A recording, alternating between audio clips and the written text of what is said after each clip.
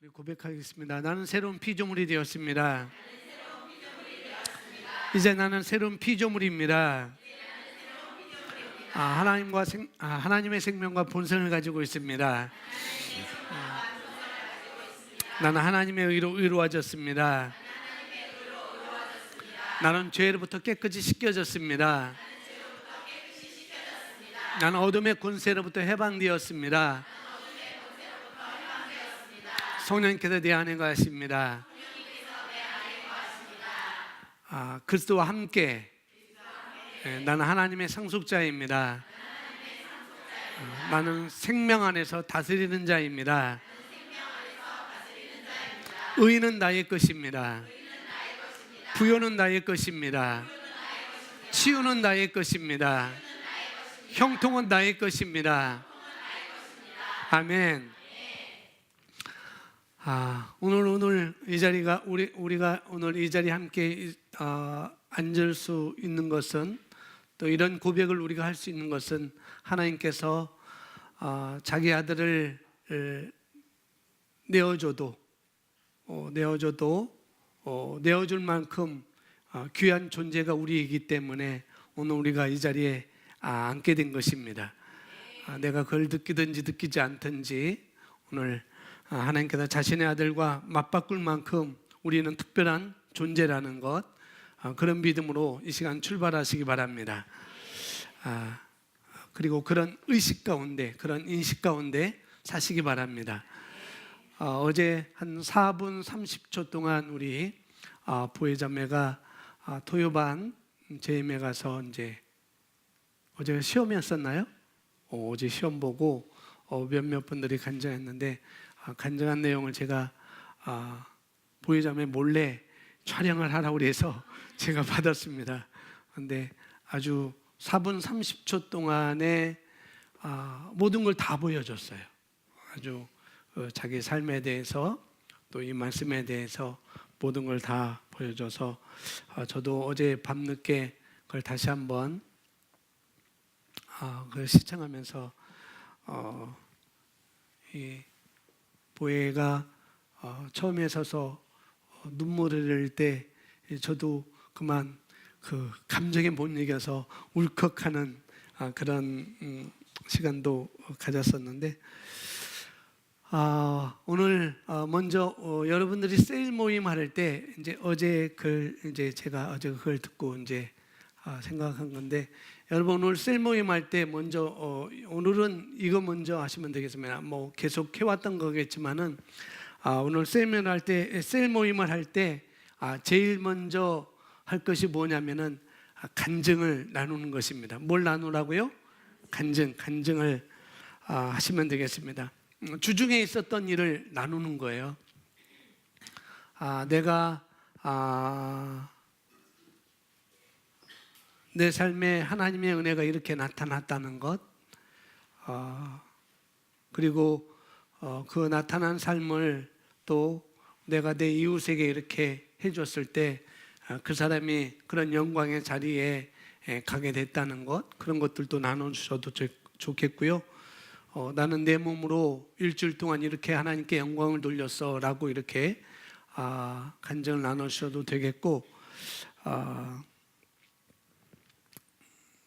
내가 그런 삶으로 말미암아 다른 사람들이 이렇게 축복을 받았다라는 그런 간증을 나누시고, 그 다음에는 오늘 목사님 말씀 가운데 이모저모한 말씀을 해주셨는데, 성령의 충만한 삶을 살아라, 성령의 충만함을 유지하라는 그런 말씀을 내가 오늘 말씀을 주셨는데, 나는 이 부분을 다시 한번 내가 붙잡았습니다. 내가 그 전에 알고 있었던 말씀이지만은 나는 이런 부분을 다시 한번 내가 붙잡게 되었습니다. 그리고 내가 이것을 위해서, 내가 붙잡은 말씀을 위해서 내가 말씀을 고백하는 것들을 한 발자국 더 내딛는 그런 결단을 하게 되었습니다 라고 그런 간증을 하시면 되겠습니다. 그리고 내가 주중에 이 성령 충만함을 통해서, 이런 것을 유지함을 통해서 내가 변화받는 것들을 내가 확인하고 나타내고, 그런 것들을 여러분들이 나누시면 좋겠습니다. 성경에 말하기를 등잔불을 켜서 그 등잔불을 발 아래 두지 않고 말 아래 두지 않고 등경 위에 두나니, 그러면서 그것을 보고 많은 사람들이 그 빛을 보고 일어날 수 있도록 이렇게 주님께서 말씀하신 것처럼 여러분이 주중에 또 오늘 말씀을 듣고 여러분이 붙잡은 말씀들을 여러분이 나누는 것은 마땅하다는 거죠. 여러분이 그런 것을 나눔을 통해서 여러분 이웃이 또 여러분 가족이 또 여러분 세론을 향해서 나타내 보이는 것입니다. 드러내 보이는 것이죠.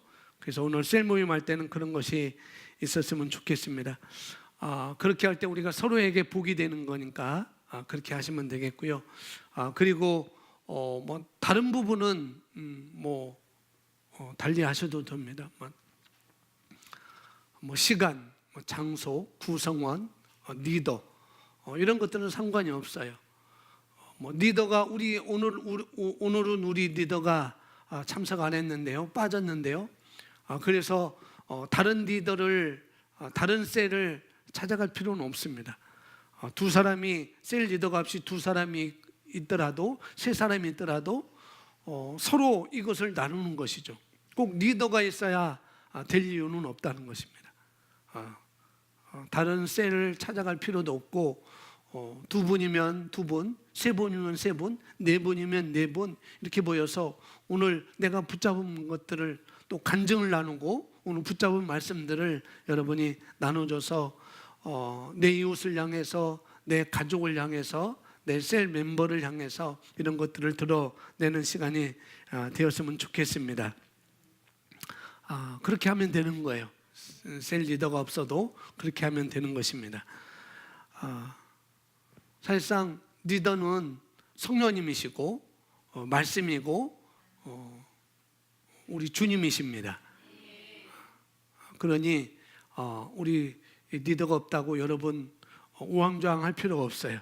여러분 안에 계신 성령님이 리더이시니까 모여서 그런 것을 나누시면 되겠습니다. 그래서 어떤 것을 결정을 해야 된다고 한다면은 리더가 없어도 어떤 것을 결정을 해야 된다고 한다면은 지혜로운 사람을 세워서 그 셀 멤버 중에 지혜로운 사람을 세워서 그 사람으로 해서 결정하게끔 하면 되는 거거든요. 그러니 리더가 없다고 여러분 그렇게 서운할 필요도 없고 리더를 원망할 필요도 없고 참석하지 않는 리더를 원망할 필요도 없고 그렇습니다. 아멘. 그렇게 하시기 바랍니다. 사실상 오늘은 성령 충만과 방언의 유익, 방언의 능력 그런 말씀으로 나가야 되는 순서입니다. 새가족반 5강, 제가 2강은 그냥 건너뛰었어요. 피언약, 새언약에 관한 부분들을 그냥 건너뛰고 3강, 4강 이렇게 하고 그다음에 오늘 5강인데 방언의 유익, 방언의 능력인데 이 부분은 좀 다음에 하고 오늘은 성령 충만과 방언의 능력, 방언의 유익인데 오늘은 먼저 이 성령 충만에 대해서 오늘 말씀을 함께 보도록 하겠습니다. 성령 충만에 거하는 원리에 대해서 우리가 함께 나누는 것이죠. 그래서 오늘 제목은 성령의 충만한 삶, 성령 충만한 삶, 성령 충만한 삶을 살아라 이렇게 말씀이 되겠습니다. 그리고 오늘 말씀, 오늘 본문에서 말하고 있는 네 가지를 여러분이 삶에 적용하시되 적극적으로 적용하시는 거예요. 오늘 말씀 보면서 그렇게 하는 것입니다. 그리고 늘 성령 충만에 거하는 여러분이 되시기를 바랍니다. 오늘 말씀 에베소서 5장 18절 말씀을 함께 다 같이 읽어보겠습니다. 21절 말씀까지 시작. 술 취하지 말라.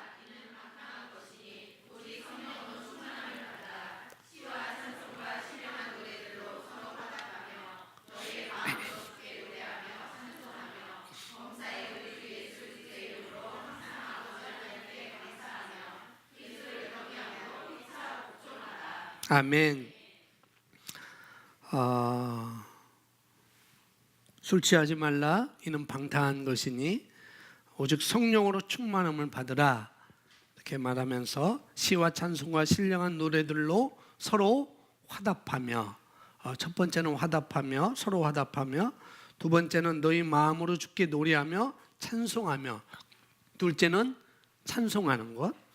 그 다음에 20절에 범사에 우리 주 예수 그리스도 이름으로 항상 아버지께, 하나님 아버지께 감사하며, 세 번째는 감사.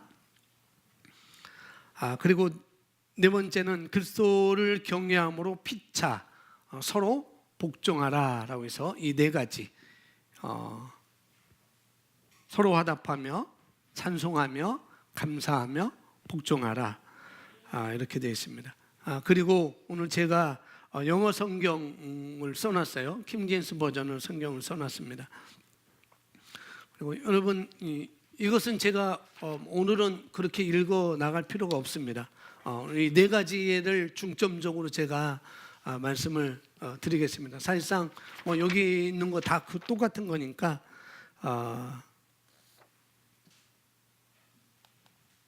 여기 있는 건 제가 이렇게 보지 않아도 오늘 네 가지로 여러분이 삶에 적극적으로 적용하시면 되겠습니다. 여기 영어 성경은 킹제임스 버전으로 써놨는데, 킹제임스 성경은 1611년에 영국의 제임스 1세가 성경을 번역하라고 해서 번역한 성경을, 그래서 왕의 이름을 따서 킹, 왕, 누구냐? 제임스. 그래서 킹 제임스 이렇게 번역 성경을 이렇게 이름을 붙인 거예요.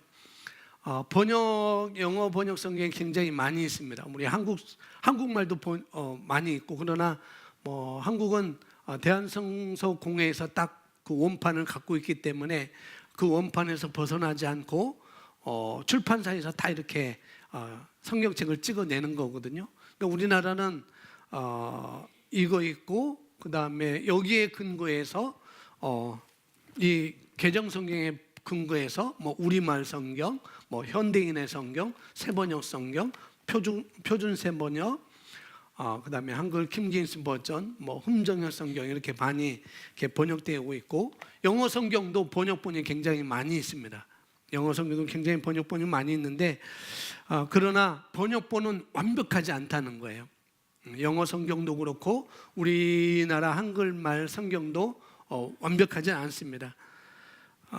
번역 성경은 어떻게 번역하냐에 따라서 의미가 달라질 수가 있는 거거든요. 그래서 근데 이 번역 성경은 텍스트가 다 원문이 아니라 원본이 아니라 다 사본에 근거해서 번역한 것입니다. 사본원이라고 하면은 사해사본이라는 것이 있어요. 사해바다 그 근처에 쿰란이라는 동굴에서 발견한 사본, 그게 가장 좋다고 이렇게 해서 거기에 근거해서 또 이렇게 얘기하고, 그 다음에 시나이 사본도 있고, 그 다음에 70인역이라는 사본도 있습니다.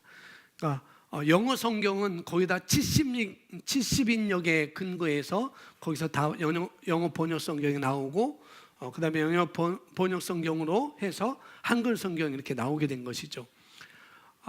그래서 번역 성경은 완벽하지 않다는 걸 우리가 알아야 되고, 또 킹제임스 버전 성경은 이것을 번역한 사람들이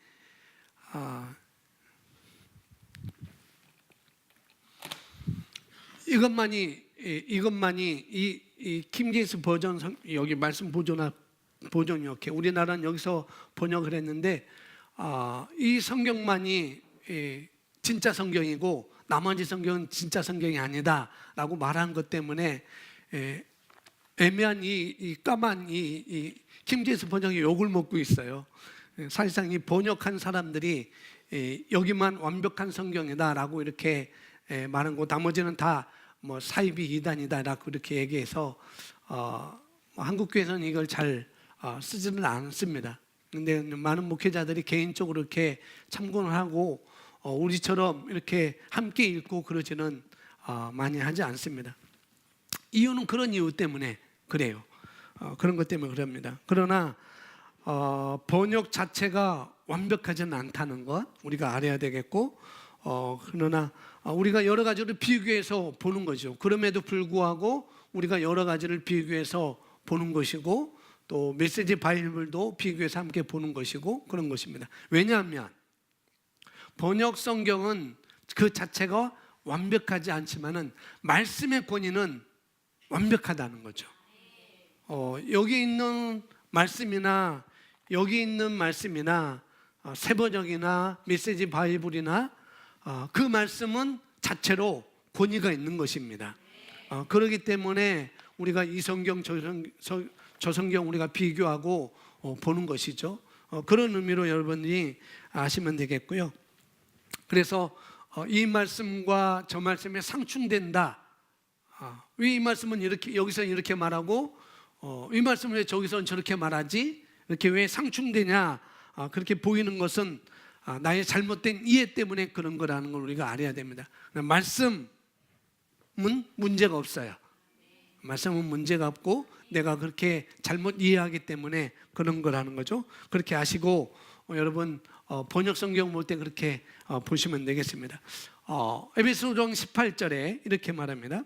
술 취하지 말라. 그는 방탕한 것이니 오직 성령으로 충만하라. 성령으로 우리에게 뭐하라고요?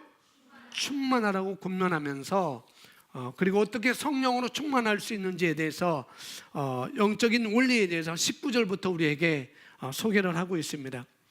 한글 성경에는 우리가 가지고 있는 성경에는 그렇게 표현되어 있지 않습니다만 제가 써놓은 이 영어 성경 거기 보면은 19절에 이렇게 쭉 말하면서 19절에 with the spirit이라고 써놓고 그 뒤에 뭐가 찍혀져 있죠, 그죠?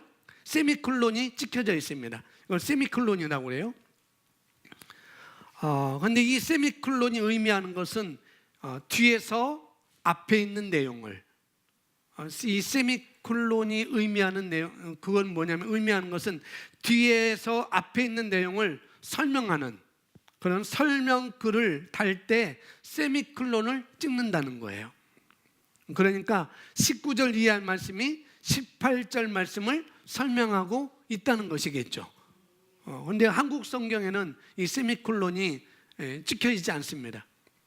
영어 성경도 한 뭐 여러 가지가 있겠지만은 한 4개나 3개의 성경만 번역 성경만 이 세미콜론이 찍혀 있어요. 뭐 우리 한국 성경도 뭐 이것을 설명하고 있는 거구나라고 이렇게 우리가 잘 이해할 수가 있습니다. 그렇게 여러분이 이해하시면 되겠고요.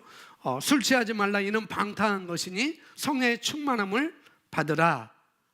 라고 우리는 우리가 가지고 있는 성경은 마침표가 없어요. 근데 어느 성경은 또 마침표를 찍어 놓았습니다. 술 취하지 말라. 이는 방탕한 것이니 오직 성령으로 충만함을 받으라. 라고 하고 마침표를 딱 찍어 놨습니다. 그런데 여기서 세미콜론을 한 것은 이 말씀이 바로 끝나는 것이 아니라 이어지고 있다는 것을 말씀하고 있는 것이죠. 18절 말씀이 딱 하나로 한 문장으로 딱 끝난 게 아니라 뭔가 뒤에서 이 말씀을 설명하고 있다고 그런 의미로 세미콜론이 찍어져 있는 것이죠. 오직 성령의 충만함을 받으라. 그리고 문장이 이어지고 있는 거예요. 오직 성령의 충만함을 받으라 하고 저자가 말해야 되니까 마침표로 우리가 끝냈더라고 한다면 우리가 성령 충만에 대해서 이곳저곳을 우리가 살펴봐야 될 텐데 그렇지 않다는 거죠. 저자가 설교하고 있어요. 오직 성령으로 충만함을 받으라 라고 얘기하면서 성령 충만을 받는 첫 번째는 19절에 시와 찬송과 신령한 노래들로 서로 화답하며, 첫 번째 성령 충만을 받는 성령 충만을 유지하는 방법에 대해서 원리에 대해서 첫 번째는 서로 화답하라 라고 이렇게 말하고 있습니다. 자, 서로 화답하라 이 말은 그냥 그렇게 받아들이면 어떻게 되냐면 서로 화답해, 서로 화답하라 이 말을 액면 그대로 우리가 받아들이면은 어떻게 되냐면은 서로니까 그냥 너랑 나랑 화답하니까 주고받으면 된다라는 그런 의미가 될 수 있어요. 그냥 너랑 나랑 주고받으면 돼, 그런 의미가 될 수 있는데 원문에는 그렇지 않다는 거죠. 원문에는 이 화답이라는 원문은 랄레오 말하다, 랄레오, 화답은 말하다, 랄레오라는 그런 헬라어입니다. 그 다음에 서로는 헤아우트라고 그들 자신, 당신 자신, 그런 의미가 있어요. 그러니까 서로 화답이라는 이 말은 원문 그대로 하면은 그들 스스로 말하다라는 그런 의미가 있는 거죠. 그러니까 서로 화답하며, 이 말은 뭐라고요? 그들 스스로 말하다. 그래서 영어 성경 보면은 거기 써놓은 것처럼 speaking to yourselves 이렇게 되어 있습니다. 너 스스로 말하라. 누구 스스로? 너 스스로 말하라는 거예요. 너에게 말하라. 그러니까 나에게 말하는 거죠. 너 스스로 내게 말해, 그런 뜻입니다. 그러니까 너 스스로 말하라 이렇게 이야기하고 있는 거죠. 완전히 다른 얘기죠. 서로 화답하며와는 완전히 다른 의미입니다. 그래서 성령 충만을 받는 첫 번째 요소가 무엇입니까? 우리 스스로 각자 어떻게 해요? 말하는 것입니다. 우리 스스로 각자 말하는 거예요. Speaking to yourselves 이렇게 되어 있습니다. 스스로에게 말하는 거죠. 그러면은 스스로에게 말한다는 것이 뭘까요? 어떻게 스스로 말해야 돼요? 기본적으로 우리가 아는 고백이라고 할 수 있습니다. 스스로 어떻게 말하는가? 고백하는 거죠. 기본적으로 고백을 말하고 있는 거예요. 오늘 본문을 읽을 때 우리가 에베소서 5장 18절부터 21절까지 우리가 함께 읽었습니다. 누구에게 한 거예요? 하나님께 한 거예요? 아니라는 거죠. 제게 한 것도 아니고 뭐예요? 내가 나에게 18절부터 21절까지 내가 나에게 말한 거라는 거죠. 그런 것입니다. 그래서 성령 충만을 받는 첫 번째 요소가 뭐라고요? 자기 자신에게 말을 하는 것입니다. 그러니까 서로 화답하라, 서로 화답하며, 이것은 다른 말로 우리 자기 자신에게 말을 하는 거라는 거죠. 너랑 나랑, 혜수랑 다빈이랑 말하는 게 아니고 나 자신에게 말을 하는 것입니다. 나 자신에게 고백하는 거예요. 그럴 때 우리가 성령 충만을 받을 수 있는 것이고, 그럴 때 우리가 성령 충만을 유지할 수가 있어요. 아멘. 그런 것입니다. 그런데 우리가 훈련하는 차원도 있을 것이고, 우리가 훈련하는 차원 말고 우리가 우리에게 말을 많이 하죠. 뭐 훈련한 차원뿐만 아니라 우리가 우리에게 말을 많이 합니다. 무의식적으로. 어떻게 오늘 나 미치겠어. 오늘 열받아. 오늘 나 짜증나. 여기 나오는 것처럼 내 인생 왜 이렇게 뒤죽박죽이야? 우리가 이렇게 훈련하는 차원 말고 우리 스스로 말을 한다는 거죠. 그렇게 말한다는 거죠. 그것도 자기 자신에게 나 오늘 미치겠어, 나 오늘 열받아, 나 오늘 짜증나, 내 인생 왜 이렇게 뒤죽박죽이야, 나는 이렇게 하는 것마다 잘 풀리지 않지? 라고 말하는 것은 그것도 자기 자신에게 말을 하는 거라는 거죠. 우리는 그렇게 말할 수 없습니다. 할렐루야. 그렇게 말하면은 우리는 성령 충만을 받을 수가 없는 것이고, 성령 충만을 받았다 하더라도 그 충만을 우리가 유지할 수가 없는 거라는 거죠. 짜증난다고, 열받는다고, 그러면 우리가 그 충만함을 우리가 유지할 수 없는 거예요. 또 받을 수도 없는 것이고, 우리는 그렇게 말할 수 없습니다. 할렐루야. 우리 옆에 분하고 함께 말해줘요. 우리는 그럴 수 없습니다. 우리는 그렇게 말할 수 없습니다. 나는 실패할 수 없어. 나는 포기를 몰라. 나는 포기하지 않아. 나는 할 수 있어. 나는 할 수 있어. 나는 뛰어넘을 수 있어. 할렐루야. 우리는 그렇게 말하는 것입니다. 절대 나는 기분 나쁘지 않아. 나는 감정의 모드로 나는 들어가지 않아. 나는 감정의 모드에 빠지지 않아. 할렐루야. 우리는 그렇게 우리 자기 자신에게 그렇게 말을 하는 것입니다. 어떤 말을? 믿음의 말을. 믿음의 말을.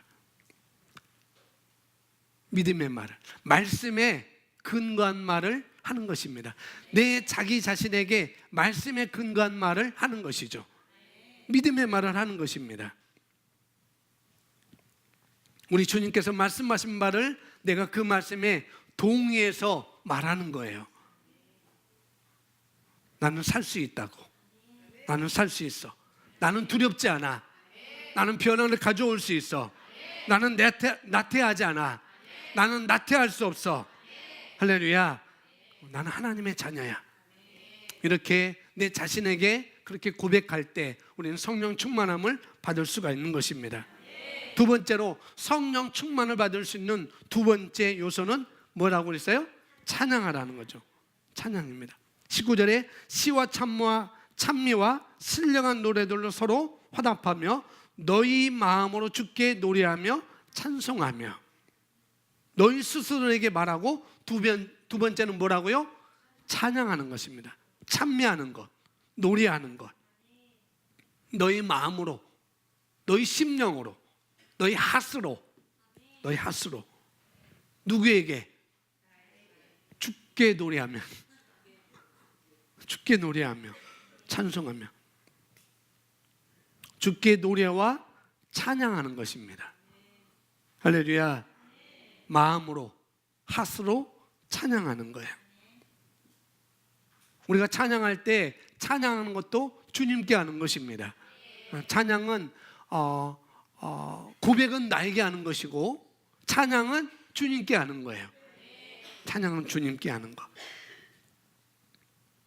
그래서 좋든 싫든 감정이 있든 없든 우리는 시와 찬미로 스스로 노래를 하는 것입니다. 주님께. 그러니 우리가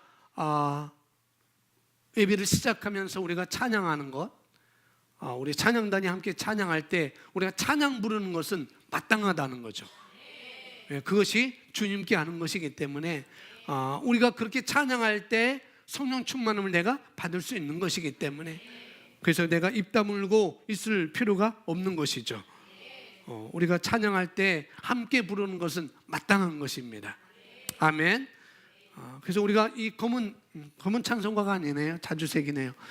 여기서도 우리가 찬송가를 잘 부르지 않는 것, 불러도 심사숙고해서 골라서 부르는 이유가 바로 거기에 있습니다. 대부분 여기 찬송은 진리의 말씀에 입각해서 부르는 찬송이 거의 없습니다. 경배하는 찬양이 그렇게 별로 없다는 거죠. 주께 경배하는 것. 찬송가 보면은 분류표가 있어요. 분류표가 있는데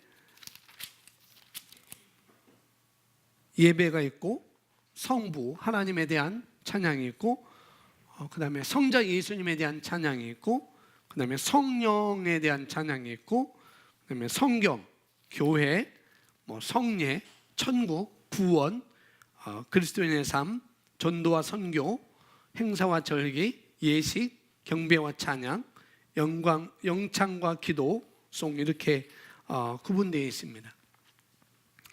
제가 찾아보니까요, 이런 찬양이 있더라고요. 여러 가지가 있겠지만은 400이 아니고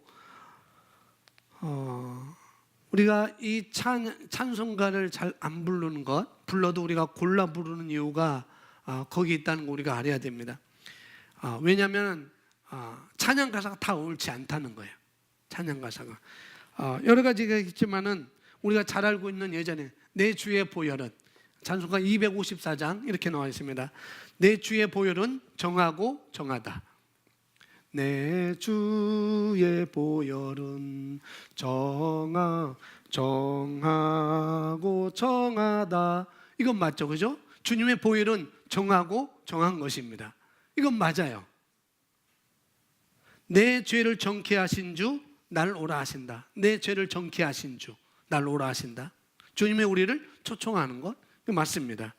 내가 주께로 지금가 오니 십자가의 보혈로 날 씻어주소서. 이건 좀 그렇잖아요. 새로운 피조물은 우리는 씻을 필요가 없어요. 우리는 죄로부터 깨끗이 씻겨졌습니다. 그러니 이런 찬송 우리가 고쳐 부를 이유가 있다는 거죠. 그래서 골라서 부르는 것입니다. 예수님께서 십자가에 죽으시고 부활하심으로 말미암아 우리는 값주고 우리를 되사오셨습니다. 우리 죄는 이미 다 씻겨졌어요. 그러니 이런 걸 부를 때 십자가의 보혈로 나는 씻겨졌습니다 라고 부르는 게 마땅하다는 거죠. 그리고 또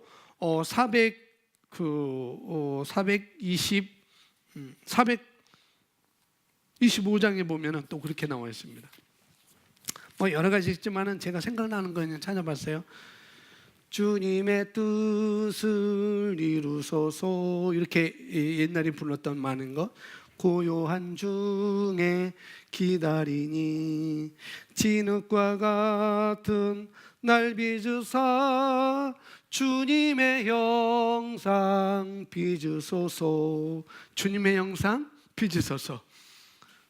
우리는 하나님의 형상대로 재창조되었습니다. 하나님의 모양대로 우리는 재창조되었어요. 주님의 형상대로 우리가 지을 필요가 없어요.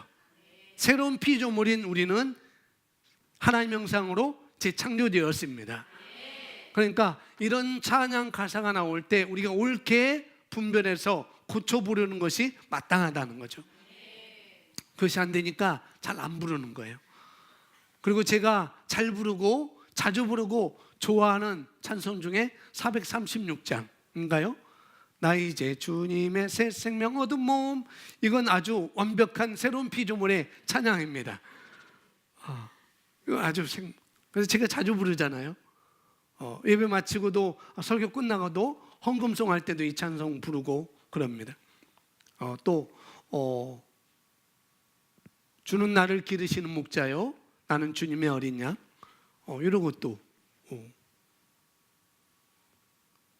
이 눈에 아무 증거 아니 배워도 믿음만을 가지고서 늘 걸으며, 이런 것도 우리가 믿는 자로서 새로운 피조물로서 어떻게 가야 될지를 우리가 잘 보여주는 찬송이거든요. 그래서 물론 436장 4절은 조금 고쳐야 할 부분이 약간 있지만은 한 3글자인가 6글자가 조금 바뀌어야 돼요. 거기에. 뭐뭐뭐 하면서 늘 따라가리라. 근데 거기는 조금 바꿔야 됩니다. 그렇다는 거죠. 첫 번째는 우리가 스스로 성령 충만을 받는 방법은 우리가 우리 스스로 나에게 말을 하는 것, 고백하는 것. 뭘 고백하는가? 믿음의 말을. 믿음의 말. 말씀에 근거한 말을 내가 스스로에게 말을 하는 것입니다. 말씀에서 말하는 것을 그 말씀에 내가 동의해서 말하는 것입니다. 그 다음에 주님께 우리 심령을 다해서 찬양하는 것. 그냥 찬양을 많이 하세요. 찬양. 손에 내어서 찬양할 수도 있고 그냥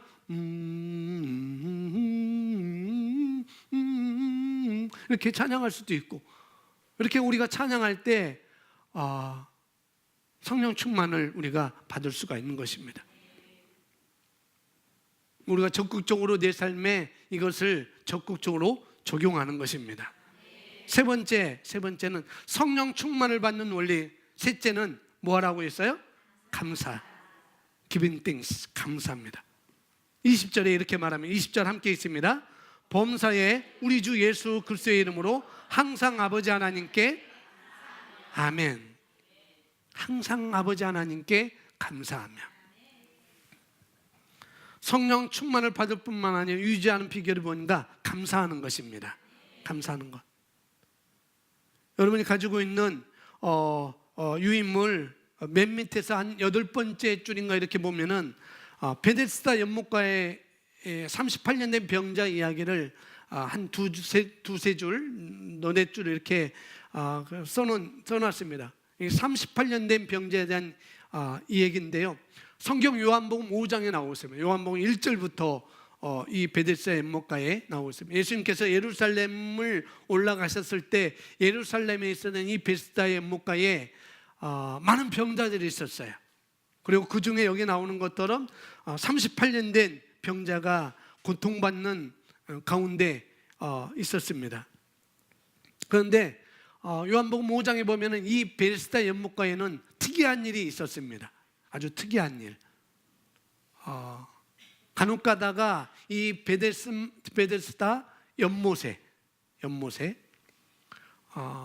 물이 움직일 때가 있었다는 거죠. 물이 움직일 때, 물이 파장을 일으킬 때, 그럴 때 천사가 내려와서 치유하는 그런 역사가 있었다고 성경은 말하고 있습니다. 그래서 그때 물이 가끔씩 물이 흔들리고 물이 움직일 때 치유를 가져온 천사가 일을 한다고 사람들은 믿고 있었죠. 그럴 때 물이 움직일 때 제일 먼저 들어간 사람은 낫게 되밀러라 라고 이렇게 말씀을 하고 있습니다. 낫는다는 거죠. 베데스다 연못은 그런 곳이었습니다. 근데 예수님이 거기를 방문하셨어요. 예루살렘 가시면서 예수님이 거기를 방문하셨을 때 38년 된 병자가 있었습니다. 아주 거동이 불평하고 거의 움직이지 못하는 38년 된, 나면서 38년 된 사람인지 아니면 도중에 왔던지는 모르겠지만은 38년 정도 어려움을 겪었기 때문에 38년 동안 거기에 있었기 때문에 가족도 거기에 있을 수 없을 것이고 또 친구들도 없었을 것이에요. 아주 외롭게 아마 있었을 것입니다. 뭐 가족에게도 버림을 받고 또 친구들에게도 버림을 받았고 그런 혼자였어요. 근데 예수님께서 그에게 말을 합니다. 어떤 말을 하냐면은 내가 너에게 뭘 해주기를 원해. 그런 비슷한 말을 합니다. 그럴 때 그는 말합니다. 어떤 말을 하냐면은 나를 이 연못에 넣어주는 사람이 없습니다. 나를 연못에 넣어주는 사람이 없어요. 아무도 없어요. 그래서 제가 이 모양 이 꼴입니다. 38년 동안 이 모양 이 꼴로 제가 지금 여기에 있습니다 라고 이렇게 말을 합니다. 근데 주님께서는 뭘 물어보셨죠? 내가 낫고자 하느냐? 예수님은 상황을 얘기하라고 한 것은 아니었습니다. 내 상황을 좀 얘기해봐. 내가 왜 이렇게 됐는지 내 상황을 얘기해봐라. 이렇게 말씀을 한 게 아니었죠. 내가 낫고자 하니? 내가 낫고자 해? 내가 낫고자 해?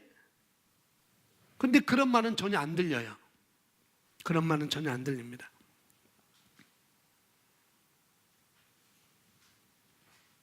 예수님이 그렇게 하고 있는 말을 못 들어요. 왜요? 38년 동안 계속해서 감사하는 말이 아니라 어떻게 해요? 불평과 불만이. 나를 넣어준 사람이 없습니다. 내 가족도 나를 넣어준 사람이 없고 내 친구도 나를 넣어준 사람이 없습니다 라고 계속 38년 동안 불평, 불만만 얘기합니다. 여러분 어떻게 생각하세요? 여기 일반적으로 이 사람은 38년 동안 가족과 친구들에게 외면을 당했기 때문에 불평, 불만인 것은 당연하다고 그렇게 생각할 수 있을 거예요. 버림을 당했으니 당연하다고. 버림을 당했으니 어련하겠느냐고. 버림을 당했으니 화가 날 만하다고 그렇게 생각할 수 있을 것입니다. 어떤 사람들은. 그런데 우리가 반대로도 생각할 수 있다는 거죠. 반대로 생각했어요. 어떻게 하냐면은 우리가 이런 상황에서 반대로 생각했을 때 왜 이 사람이 왜 그 사람이 왜 38년 동안 병을 가지고 있어야 되는지, 왜 38년 동안 이 병을 가지고 있어야만 하는지 우리가 알 수 있어야 된다는 거죠. 왜? 병이 어떻게 시작됐는지는 모르겠습니다만 이 사람이 병이 어떻게 시작됐는지는 모르겠어요. 그러나 그의 입에는, 그의 마음에는 하나님을 향한, 사람들 향한 불평과 불만이 가득했습니다. 나를 못에 넣어준 사람이 아무도 없어요. 아무도 없어요. 여러분 지금 어떠한 질병이든지 간에, 어떠한 문제든지 간에 그것이 3년, 그것이 5년, 그것이 7년으로 지속되고 있다고 한다면, 그 이상으로 끌어오고 있다고 한다면, 그 문제를 계속 내가 3년이고 5년이고 6년이고 7년이고 계속 그런 것을 끌어온 질병이든지 문제든지 어떤 해결점을 가지고 있다고 한다면 한번 생각해 보세요. 그것이 본인 자신이든지 아니면은 여러분 주위에 있는 가까운 사람이든지 한번 떠올려 보세요. 지금 떠올려 보세요 한번. 그게 유정병이든지 그게 신경통이든지 한번 떠올려 보시기 바랍니다. 그게 자신이든지 여러분 주변에 가까운 사람이든지 떠올려 보셨어요? 그렇다고 한다면은 그 사람 입에, 그 사람 어디에? 그 사람 입에, 여기 나오는 것처럼 그 사람 입에 기쁨과 감사가 넘치는가를 보시기 바랍니다. 떠올린 그 사람이, 떠올리는 자신이 내 입에서 감사와 기쁨이 넘치는가? 목사님, 내 상황 보면 그렇지 않은 것 같아요. 그 사람을 보니까 상황이 그렇지 않은 것 같아요. 아니에요. 아닙니다. 왜요?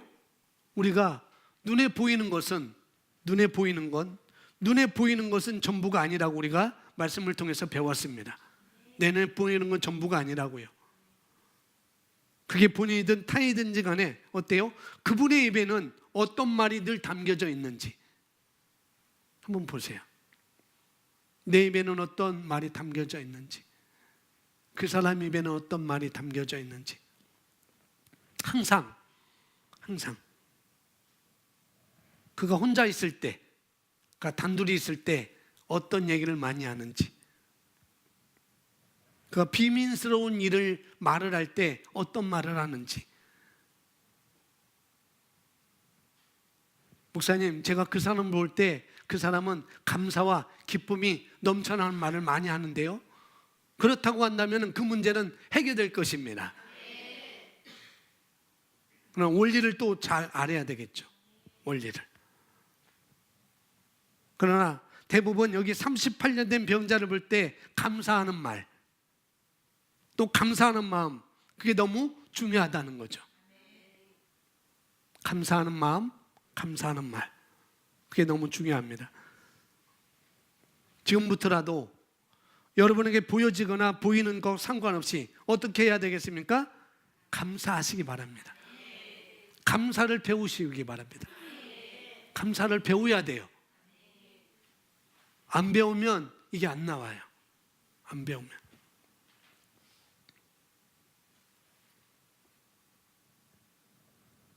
할 수 있습니다. 아멘. 감사는 우리가 느낌으로만 하는 게 아니에요. 감사는 눈빛만으로 하는 게 아니에요. 감사하는 말을 해야 되는 것입니다. 아멘. 여러분이 선물을 받고 감사하는 것은 당연하죠. 그죠? 선물을 받고 감사하지 못한다고 한다면 그 사람은 사람이 아닐 수 가능성이 있습니다. 선물을 받고도 감사하지 않는다고 하면 그러면 사람이 아닐 가능성이 많이 있다는 거죠. 선물을 받고 감사하는 것은 당연하잖아요. 그렇죠? 그렇습니다. 근데 그런 것 말고 선물을 주고도 감사할 수 있어야 돼요. 내가 선물을 주고도 감사할 수 있어야 돼요. 받아주셔서 감사합니다. 그런 거라는 거죠. 그건 더 높은 차원의 삶을 사는 것이고 성령 충만함을 더 유지하고 갈 수 있는 것이죠. 받을 때만이 아니라 내가 줄 때도 감사할 수 있는 사람.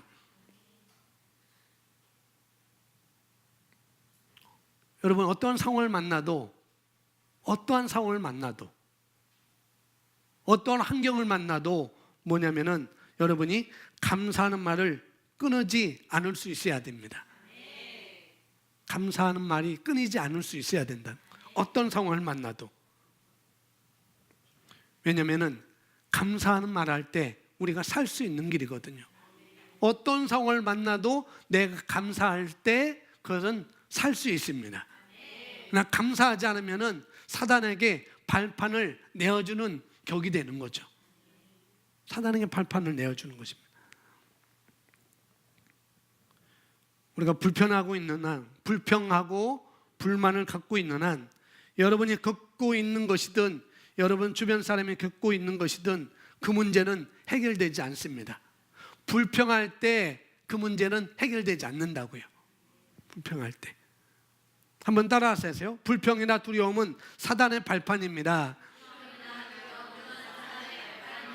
불평은 사단의 발판입니다.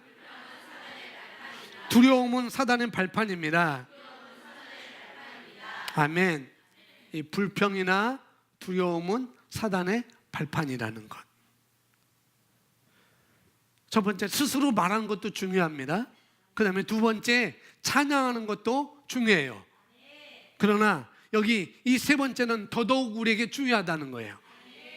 그래서 배우라는 거예요. 감사하는 법을 배우라는 것입니다. 여러분 안에 불평하는 마음이 들어올 때 그것을 거절하셔야 됩니다. 여러분 치를 떨어본 적 있으세요? 치를 떨어본 적. 언제 치를 떨죠? 너무 추울 때. 그게 치를 떤다고 하잖아요. 불평하는 마음이 들어올 때, 불평하는 말이 들어올 때 우리는 거기에 대해서 치를 떨어야 돼요. 치를 떨어야 된다.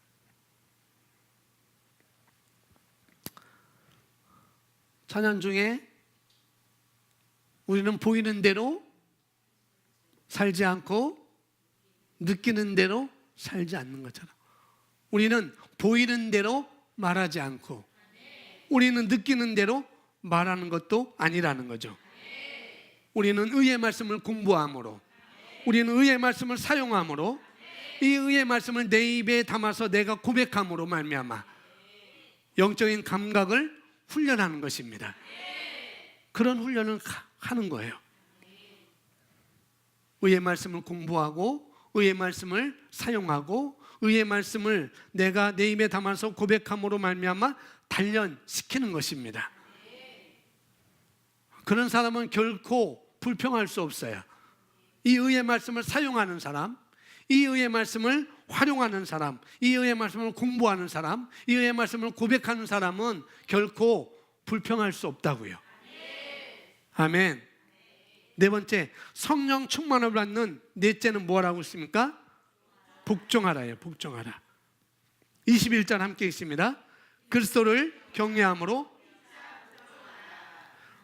킹제임스 성경에는 하나님에 대한 경외함으로 이렇게는 하나님에 대한 경외함으로 피차. 거기는 서로 복종하라라고 되어 있어요. 근데 우리가 보고 있는 성경은 피차 복종하라 되어 있습니다. 피차하면 또 이렇게 생각할 수 있어요. 너랑 나랑 피차 일반이야, 너랑 나랑 일반이야 라고 하는 것처럼 피차하면은 너랑 나랑 똑같이 얘기할 수 있습니다. 킹제임스 버전도 서로 복종하라고 그랬어요. 그런데 똑같이 이 피차는 아까 말한 것처럼 헤아투스, 헤아우투 똑같이 우리 스스로, 당신 스스로 그런 의미가 있습니다. 이것도 역시 복종하는 것도 내 스스로 하는 것입니다. 너랑 나랑 하는 게 아니고 내 스스로 하는 거라는 거죠. 제가 아주 오래전에, 아주 10년 전인가요? 10년 넘게 된 것 같아요. 10년 넘게 됐는데 제가 알고 있는 목사님들과 함께 이스라엘로 이렇게 성지순례를 가게 됐습니다. 이스라엘, 요르단, 이집트 이렇게 이집트 가서 이스라엘 가서 요르단 가서 이스라엘로 돌아오는 성지순례를 가게 됐어요. 그때 우리 리더가 있었고 총무가 있었고 제가 재정을 맡은 돈계를 맡은 사람이었습니다. 간사로 돈계를 맡은 사람이었는데 이렇게 세 목사가 이렇게 주축이 돼서 그 16명을 이렇게 함께 움직였습니다. 근데 거기에 맨 막내인 어떤 분이 두 부부였어요. 가는 곳마다 사진 찍어서 늦게 오는 거예요. 어디 가면은 둘이 사진 찍고 늦게 오고 출발이 늦어지고 어디 가면 늦게 오고 또 출발이 늦어지고 또 어느 식당 가면은 어른들이 앉아야 될 자리를 자기가 앉아가지고 거기서 밥을 먹고 그래갖고 제가 그런 걸 또 못 보잖아요. 그래서 조용히 불러서 제 친구 목사님과 저와 함께 불러서 당신 그러지 말아라. 당신 안 그랬으면 좋겠다. 거기는 어른들이 앉도록 이렇게 자리를 양보하고 그 다음에 사진 찍어도 좀 맞춰서 사진 찍어야 되지 않겠느냐. 당신 때문에 다음 스케줄이 늦어지고 5분, 10분, 5분 늦어지면 그게 나중에 10분 늦어지는 것이고 그러면 우리가 그것이 계속 누적되다 보면은 우리가 볼 것도 못 보고 그러니 사진 찍는 것도 빨리 찍고 이렇게 움직였으면 좋겠다. 그 말을 했어요. 근데 그 말에 이 사람이 열받아가지고 나 오늘 열받았어. 그래가지고 한국으로 돌아온다는 거예요. 그래서 돌아가라고 그랬죠. 근데 안 돌아가요. 저녁 밥 먹으러 내려오지도 않고 그래서 리더인 목사님이 도대체 어떤 일이냐라고 궁금해해서 이모저모한 일이 있어서 이렇게 말했더니 그 다음부터 삐져갖고 이렇게 안 옵니다. 그랬어요. 뭐냐면은 그 팀을 이끄는 리더잖아요. 리더가 그렇게 말했다고 한다면은 그 말에 그 권위에 복종할 수 있어야 된다는 거예요. 또 우리가 어떤 큰 집회를 가면 이제 내년 2월에 커리 블레이크 목사님 오셔서 또 뉴맨 새로운 피조물에 대해서 말씀을 전해 주시는데 그때도 아마 AFC 용인교회의 5층에 안내자들이 있을 거예요. 안내자들이. 그래서 그 안내자들이 어디로 이렇게 자리를 먼저 앉아주십시오라고 할 때 나는 아닙니다. 나는 이 자리가 좋습니다 하고 딱 앉아서 그것은 아니라는 거죠. 그렇게 안내할 때 거기에 세운 목사님의 권위가 거기에 있는 거예요. 우리는 그 권위에 복종하는 것입니다. 그러라는 거죠. 우리 스스로 그렇게 복종하라는 거예요. 우리가 식당을 가잖아요. 식당을 갈 때 안내를 대부분 받습니다. 그냥 그 일반 그냥 산미 식당은 그런 곳이 없지만은 대부분 조금 괜찮은 식당들은 종업원이 와서 안내하죠. 몇 명이냐고 이렇게 물어보고 자리를 안내할 때 어떤 사람들 막무가내로 가서 자리를 잡는 사람들이 있습니다. 아니에요. 안내를 따라야 됩니다. 안내를. 만약 안내하는 것에 만약에 그 자리가 좋지 않다고 한다면은 그 안내하는 사람에게 말은 할 수 있죠. 우리는 창가를 원합니다.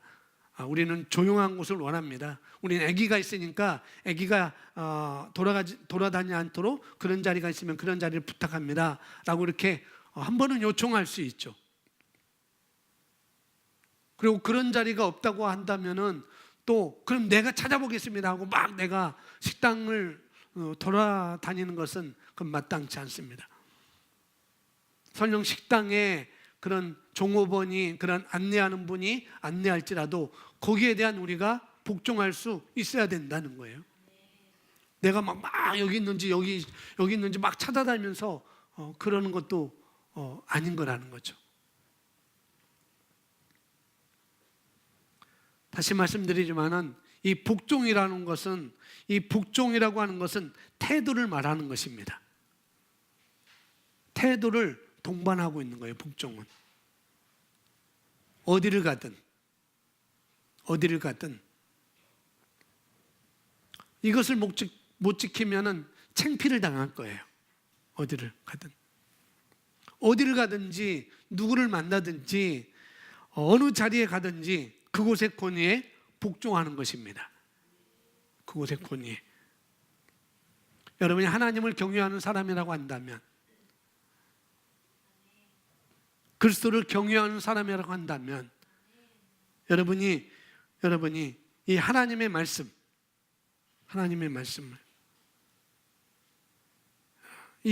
말씀을 진짜 믿는 사람이라고 한다면 어느 장소를 가든지 어느 자리에 가든지 거기에 권위에 누구인지를 보시기 바랍니다. 아마 여러분은 아닐 거예요. 거기 가면 여러분은 아닐 겁니다. 그 권위에 태도를 내가 갖추지 못한다고 한다면 성령 충만을 받을 수 없는 것입니다. 결단코. 여러분의 리더가 여러분보다 나이가 적을 수 있습니다. 오늘 또 한 아이가 와서 목사님이 나이가 많아요? 송 권사님이 나이가 많아요? 내가 많다. 그러니까 얼른 나가더라고요. 사실상 제가 많지는 않습니다. 우리 누님이에요. 누님. 나이로 하면 누님입니다. 또 호적으로 하면은 또 김 집사님이 저희 형님이에요. 또 권사님도 저희 누님이고, 호적으로 하면은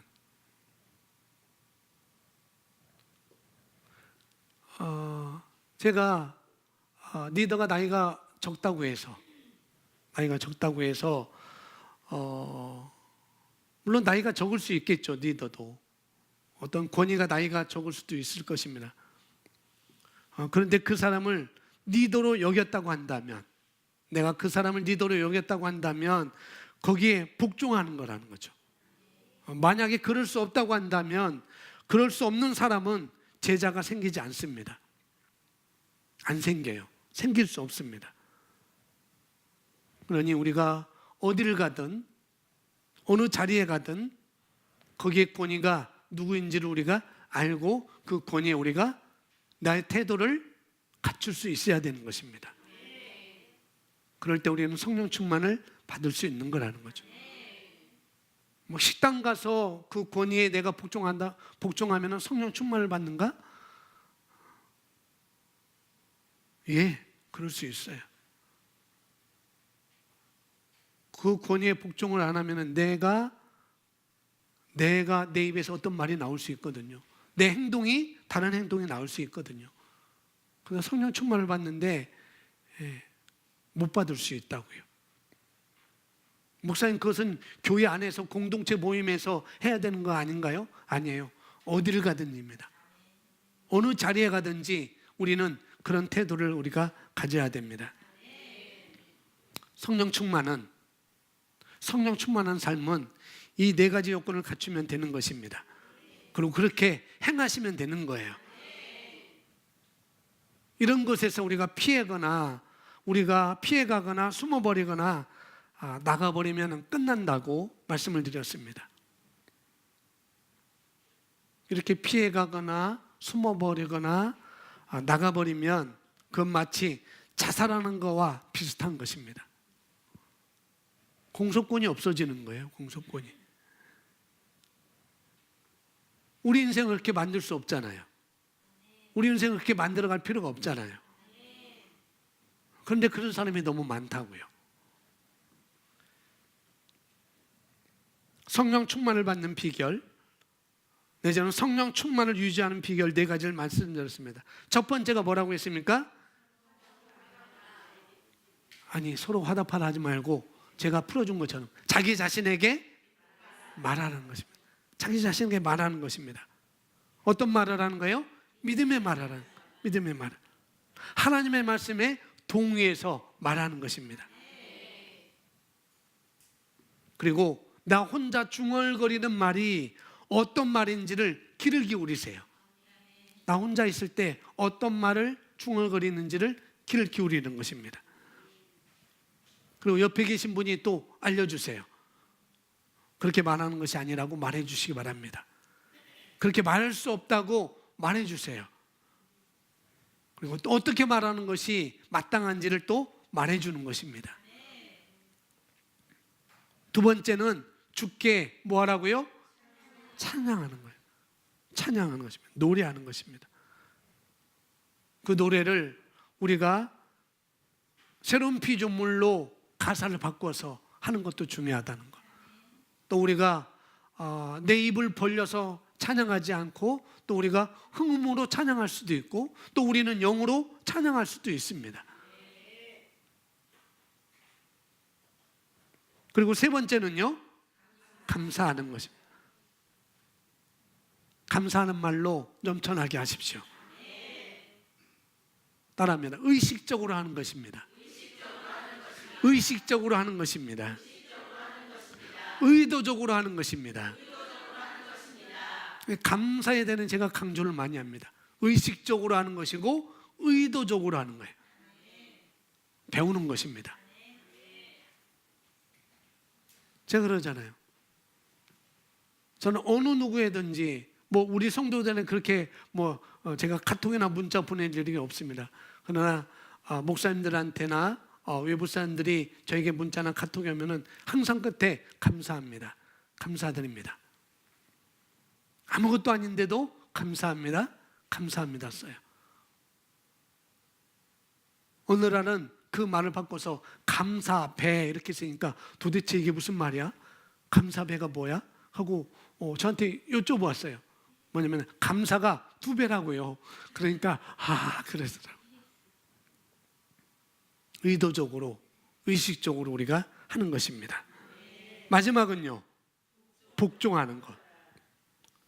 복종하는데 복종하는 이유가 뭐예요? 성경에 21절에 그리스도를 경외함으로, 하나님에 대한 경외함 때문에 우리가 그렇게 복종하는 것입니다. 말씀에서 말하는 것을 우리가 하는 것이죠. 오늘 말씀은 이게 전부입니다. 이제 뭐만 남았는가? 말씀을 따라 내가 말하고 찬양하고 감사하고 복종하는 것만 남아있어요. 그래서 여러분이 권면을 읽을 때 그것이 잘 받아들여질 때도 있을 것이고 잘 받아들여지지 않을 때도 분명히 있을 것입니다. 그러나 받아들여지는 것은 말할 것도 없고 그건 좋은 것입니다. 어떤 권면을 할 때 잘 받아들이는 것은 아주 좋은 거라는 거죠. 근데 안 받아들여지는 것,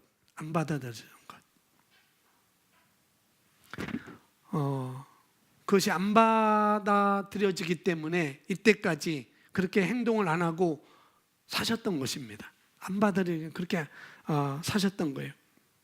그걸 모르고 사셨던 것 아니겠어요? 그러니까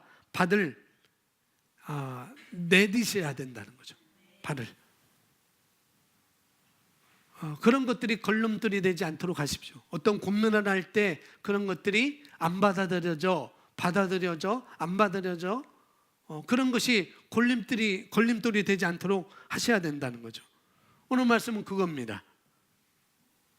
여러분이 어디 듣는지 연습하셔야 돼요. 제가 적어놨습니다. 중간쯤 보면은 빌립보서 4장 13절 말씀 그 끝나고 어떻게 해요? 여러분이 할 수 있다고 있다. 그것을 인입하기도록 하는 것입니다. 할렐루야.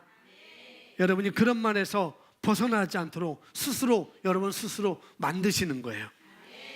그렇게 하셔야 됩니다. 그렇게 하는 게 마땅하다는 거죠. 누구를 위해서요? 각자 자신을 위해서. 그리고 우리 미래, 우리 자손을 위해서 그렇게 하셔야 됩니다. 여러분 선택하셔야 돼요. 우리 인생은 선택으로 만들어졌습니다. 어제 저한테 연락이 왔어요. 데이비드가 공항으로 오니까 마중 나오라고 연락이 왔습니다.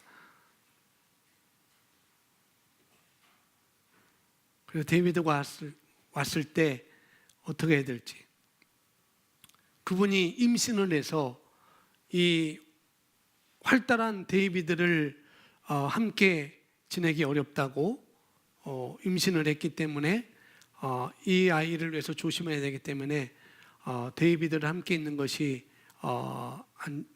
조금 그렇다 해서 다시 한국으로 돌려보낸다고, 그래서 너가 받겠느냐라는 그런 메시지가 왔습니다.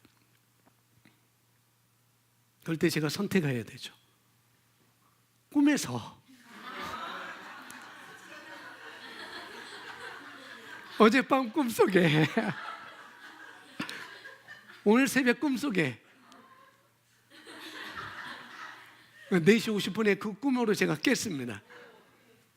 4시 50분에 선택하는 거죠. 선택.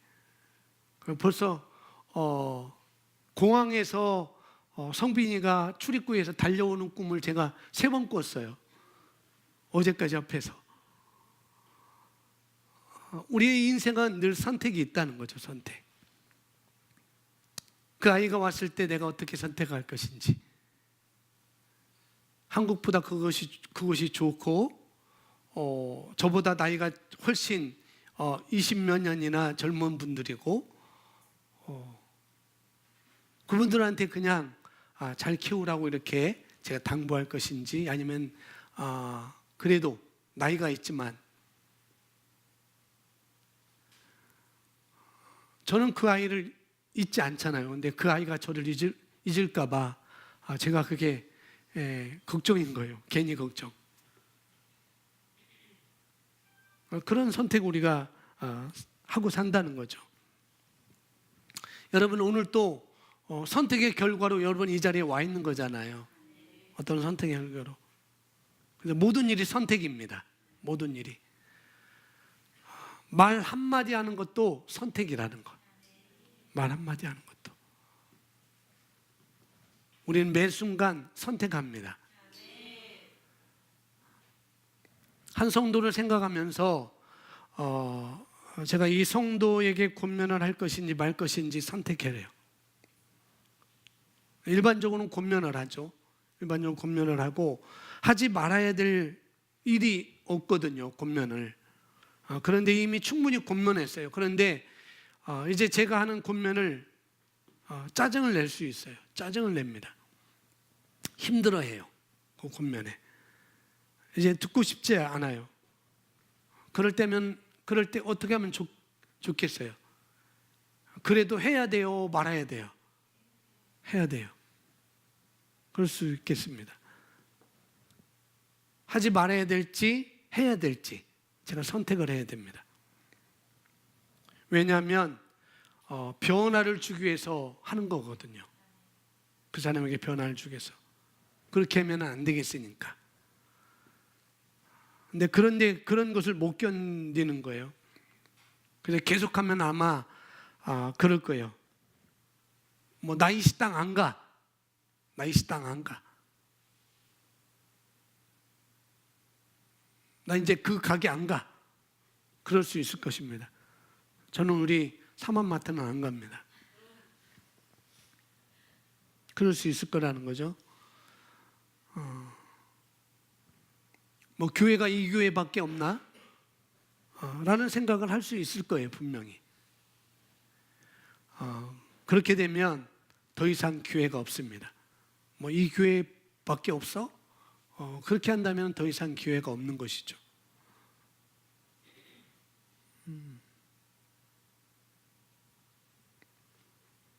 저한테도 그렇고 그 사람한테도 기회가 없는 거예요. 분명히. 그런 생각이 들면 그 사람이 교회를 떠날까 봐 말을 안 하는 것이 아니라는 거예요. 기회를 잃어버릴까 봐 말을 안 하는 거예요. 할 수가 없는 거죠. 왜요? 이런 말씀을 듣고도, 우리가 이런 말씀을 듣고도 변화를 가져오지 못한다고 한다면 어디 가서 뭘 하겠어요? 이런 말씀을 듣고도. 그런 생각이 제가 드는 거죠. 그런 생각이. 이 사람이 안타까워서 기회를 한 번 더 주기 위해서 말을 해야 되지만 말을 안 할 수 있습니다. 또 말 안 해야 되지만은 또 말할 수도 있고. 다시 말하면 그냥 뛰쳐나가면은 잘한다면 식당 바꾸는 건 괜찮아요. 그죠? 내가 이 식당 갔다가 이 식당 안 가고 다른 식당 가는 것은 괜찮습니다. 물론 교회를 바꾸는 것도 괜찮습니다. 교회를 바꾸는 거 괜찮아요. 그러나 제가 믿는 건 뭐냐면은 이 복음을 듣고도 이 말씀을 듣고도 어디 가서 어떻게 뭘 하겠느냐는 거죠. 저는 진짜 그렇게 믿어요. 이 말씀을 믿고도 그렇게 한다면은 어디 가서 뭘 하겠느냐? 저는 할 수 없다고 그렇게 믿거든요. 그래서 오늘 또 성도님에게 그 말을 해야 될지 그 말을 말해야 될지 제가 선택하고 결정을 해야 됩니다. 그를 위해서 말을 해야 되는데 또 그러면 기회마저 놓칠까 봐 그런 거예요. 순간순간마다 저도 결정을 해야 되고 제 아내도 결정을 해야 되고 그렇지만은 눈치는 안 봅니다. 눈치는 안 봐요.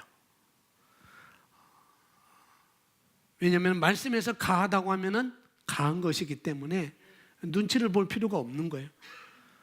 상대방 입장에서 어떻게 말을 하는 것이 이 사람이 정말 살겠는가, 그걸 저는 바라보고 그걸 결정하는 것이지 절대 눈치를 보지 않습니다. 어떤 밭은, 어떤 그룹은, 어떤 멤버는 뭐냐면은 넣어주는 대로 받아요. 넣어주는 대로. 그리고 성장하는 게 보입니다. 그런데 그런 사람에게는 마음껏 얘기할 수 있습니다. 그런 사람에게는 뭘 넣어줘도 받으니까 뭘 얘기는 그리고 받는 것만큼 그 사람은 성장합니다.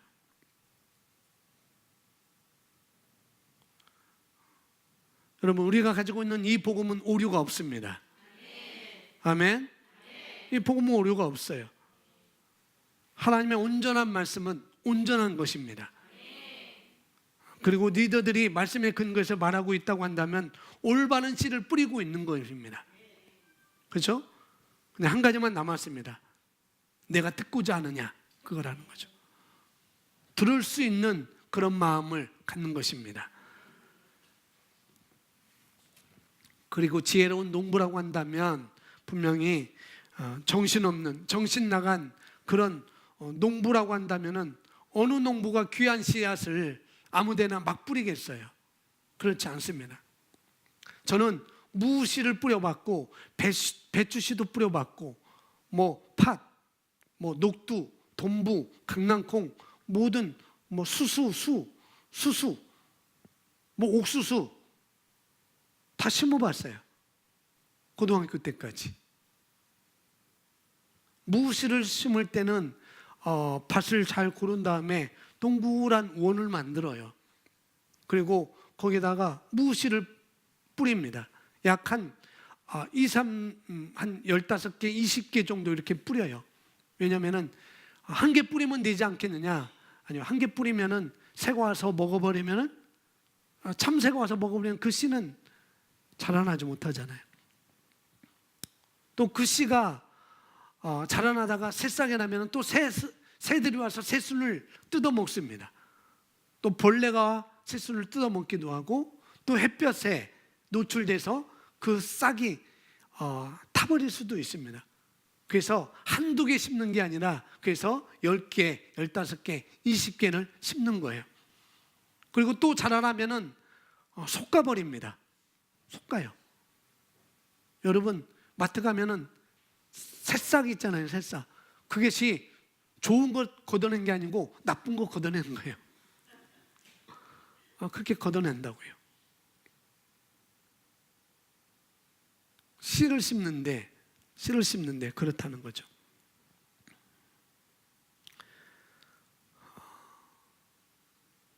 농부가 씨를 심는데 콘크리트 바닥에 심는 농부를 봤어요? 없습니다. 콘크리트 바닥을 바위를 드릴로 드르륵 뜯어서 뚫어가지고 구멍 났으니까 거기다가 씨앗을 넣는 농부는 없습니다. 거기다 아무리 좋은 알갱이 씨앗을 심어도 거기는 자라나지 않아요. 아무리 좋은 씨앗을 심어도 거기서는 싹이 나지 않습니다. 그런 바보는 없습니다. 저도 마찬가지입니다. 저도 마찬가지. 신실하신 하나님을 내가 인식하고 있다고 한다면, 그러면은 어떤 것이 돼야 되겠는가? 그 부분을 말씀드립니다. 들을 게 있는 자는 어떻게 해요? 밭이, 들을 게 있는 밭이 돼야 되는 거예요. 들을 게 있는 밭. 그리고 잘 듣는 밭은 잘 듣기 때문에 이런 얘기를 들으면서 또 성장합니다. 희한하죠? 희한한 게 아니고 당연한 거라는 거죠. 이런 얘기를 들으면 또 성장해요. 그 사람은 좀 덜 해도 되는데 이걸 또 자기 것으로 가져간다고요. 그래서 오늘 성령 충만 말씀으로 자신에게 말하고, 내가 속삭이는 말 자체가 늘 말씀에 가한 얘기가 돼야 되겠고, 그 다음에 찬송이 넘쳐야 되겠고, 그리고 감사한 말로 풍성해야 되겠습니다. 마지막으로 철저하게 복종하는 태도를 유지하시기 바랍니다. 아멘. 감정이 들어가지 않도록 조정하시기 바랍니다. 식당은 나와도 돼요. 옷가게는 나와도 돼요. 마음에 안 들면. 그러나 믿음의 커뮤니티에서 나오면 안 되는 거예요. 그걸 아시기 바랍니다. 아멘. 자, 이 시간 오늘 4가지를 말씀드렸으면 나머지는 여러분 쭉 읽어보면 거기가 그 내용이에요. 그러니까 쭉 읽어보시면 되겠고요. 오늘 함께 오늘 말씀을 보시면서 말씀을 떠올리시면서 여러분이 오늘 성령 충만한 삶에 대해서, 오늘 목사님 이모저모한 말씀하셨는데 4가지를 말씀하셨는데, 내가 이걸 알지만은 내가 다시 한번 이것을 붙잡아야 되겠다. 내가 이것을 다시 붙잡아야 되겠다. 여러분 입에 늘 말씀으로 감사하는 말로 찬양에 충만하도록, 그리고 그렇게 딱 결정해서 그런 말들을 내뱉기 시작하는 순간부터 더 이상 더러운 것들이 여러분에게 역사할 수 없는 것입니다. 여러분의 감사가 넘쳐지면은 불평이, 불만이 여러분에게 올 수가 없는 거예요.